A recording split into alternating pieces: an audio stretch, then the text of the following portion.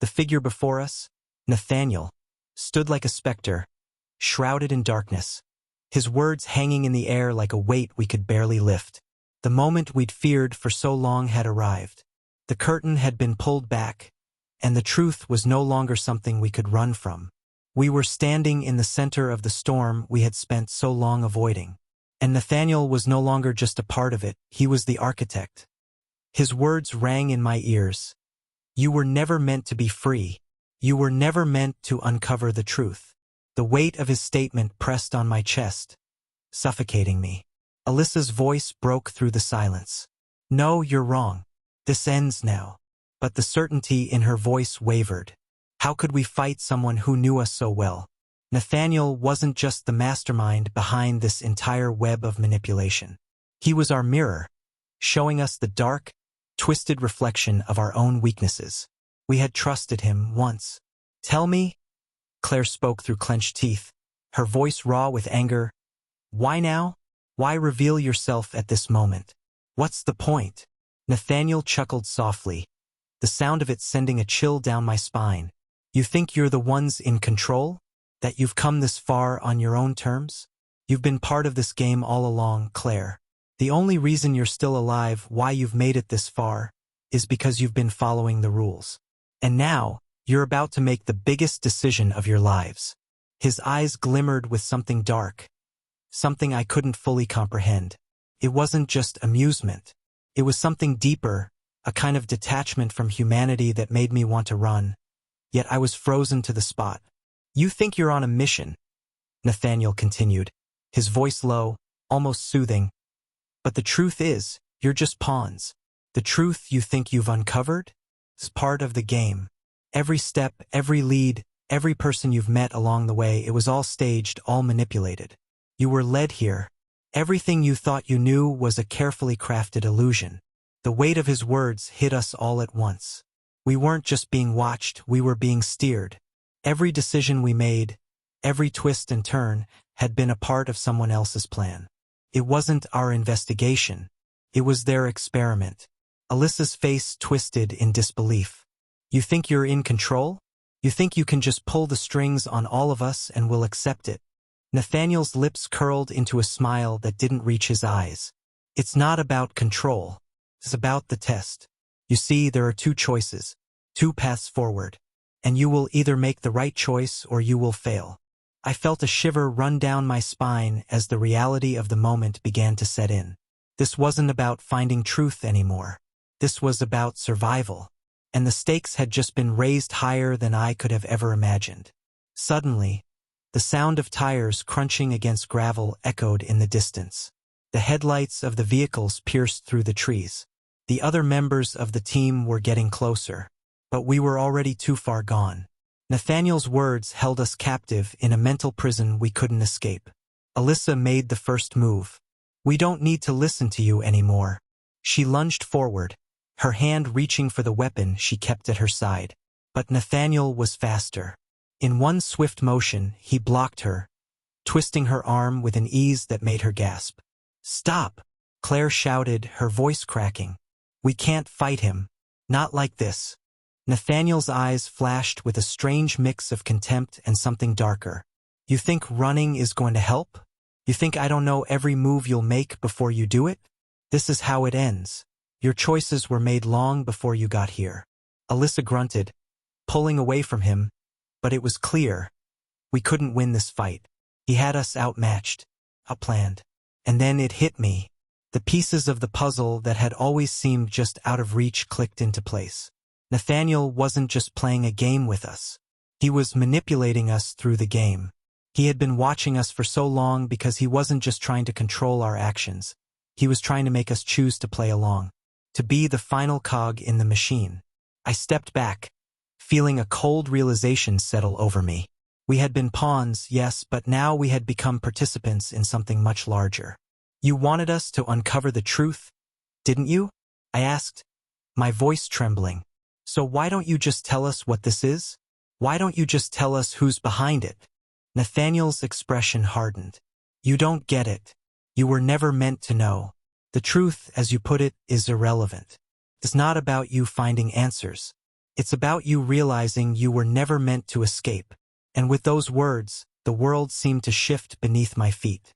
The final piece of the puzzle slid into place. This wasn't about us escaping the game.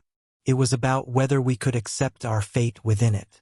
Suddenly, Alyssa dropped her weapon. Her face was pale, her body shaking, but she straightened up and stared at Nathaniel. "What do you want from us? Why are you doing this?" Nathaniel's smile was cold. "It's not about what I want. It's about what you want. The decision is yours. The choice is yours. You'll make it or you won't. And when it's over, we'll all know the result." A distant voice shouted from the trees. The others were close. Nathaniel looked at us one last time, and in that moment he seemed almost regretful. "You should have stayed out of this. But now you've come too far."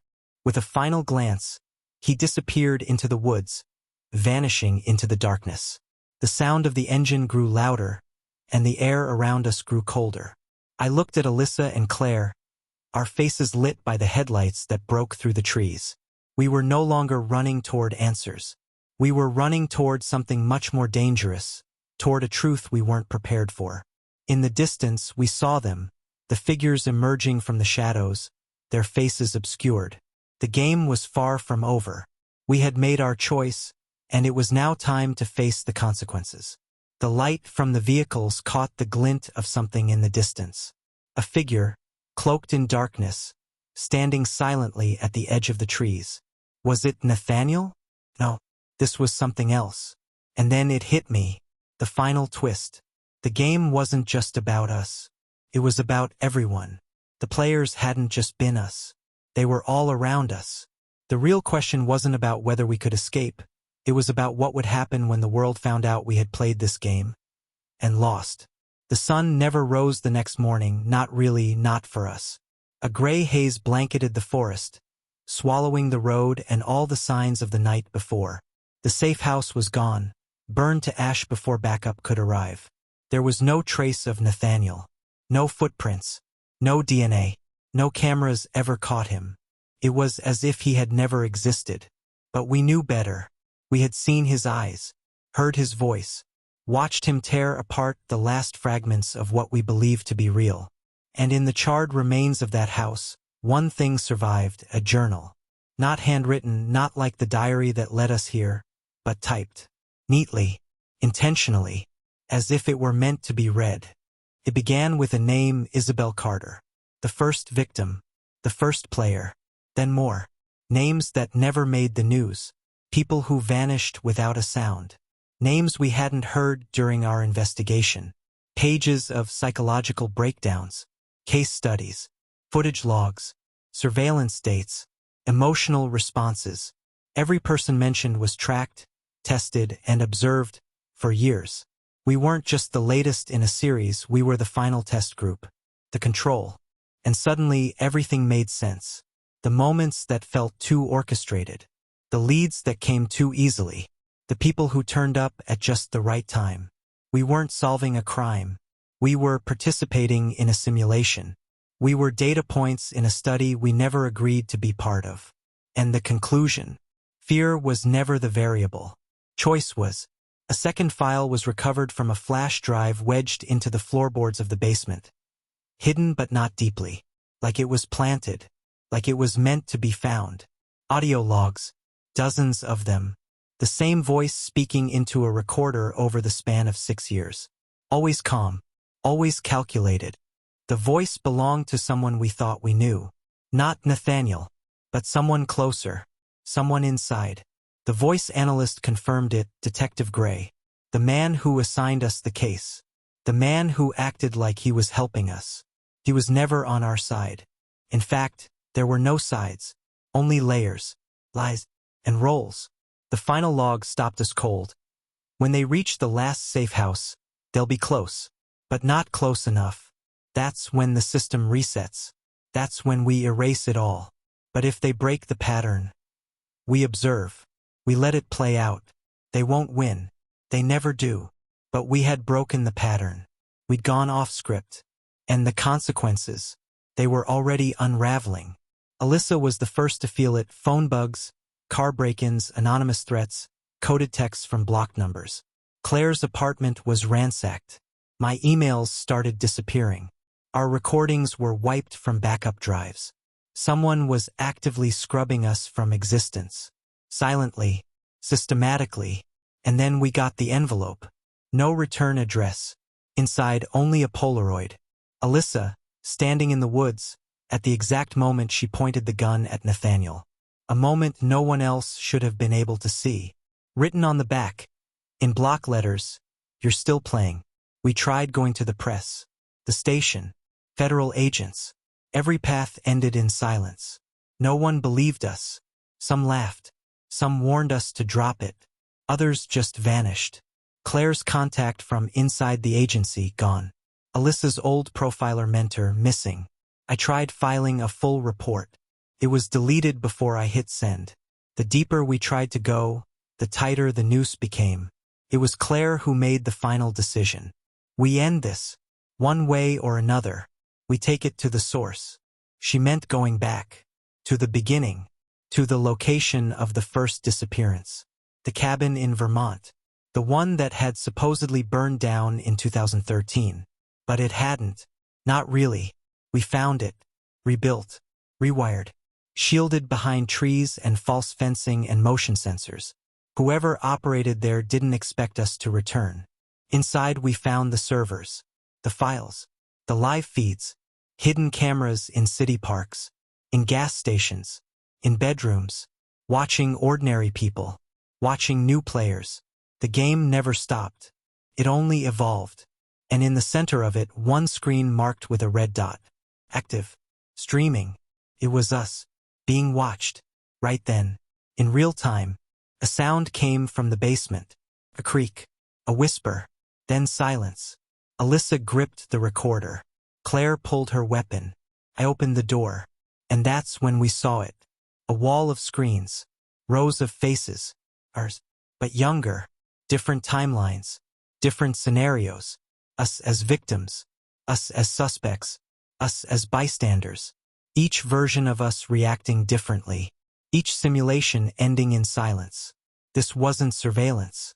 This was replication. They had modeled our lives. Predicted our moves.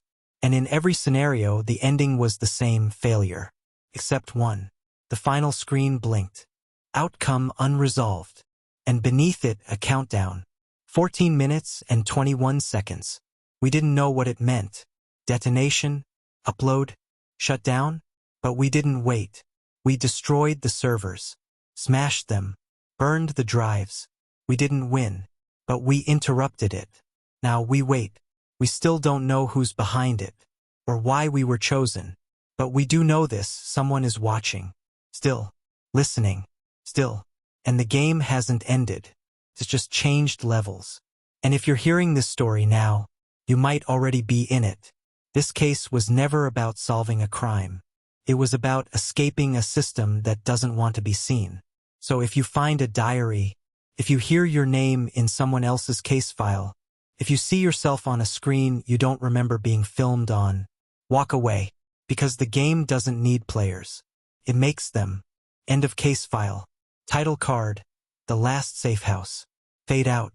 But in the background, faint static, and a voice. One we thought was gone. Whispering. Level 2 begins now.